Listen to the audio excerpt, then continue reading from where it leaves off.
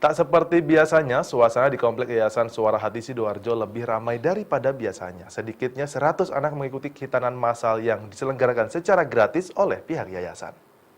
Pokoknya bisa jawab pertanyaan dari kakak dapatin door prize. Siap? Khitan massal yang digelar ini merupakan kegiatan rutin tahunan yayasan yang memberikan kesempatan pada para anak yatim dan duafa untuk mendapatkan fasilitas khitan gratis. Acara khitan massal ini dikatakan Ketua Yayasan Suara Hati Raufik Abidin bertujuan untuk berbagi pada warga kurang mampu sekaligus menjalankan kewajiban agama.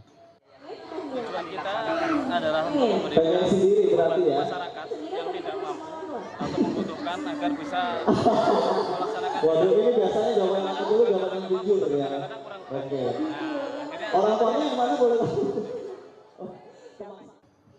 Guna memberikan rasa aman dan nyaman dalam pelaksanaan acara, pihak yayasan juga berkoordinasi dengan jajaran petugas setempat untuk bersinergi dalam rangka menciptakan suasana kondusif yang juga dipantau langsung oleh Kapolsek setempat. Ya, 20 sama 21. Yayasan selalu kalau ada kegiatan kita selalu di nomor 20 ya, nomor 20 sama nomor 21. Aman ini. Ya.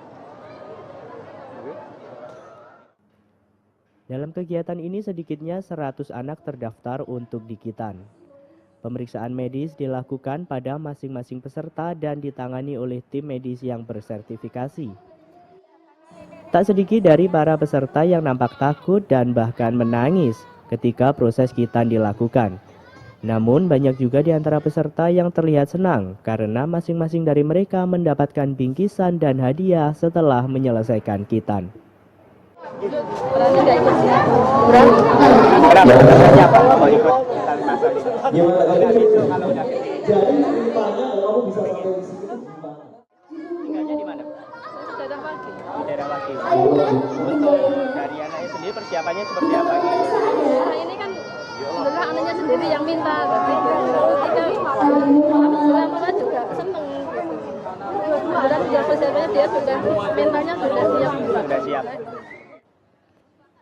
Di sela-sela khitan massal, panitia juga mengadakan pengundian hadiah dan door prize menarik berupa sepeda, di mana ini juga sebagai salah satu cara untuk memberikan motivasi bagi sang anak.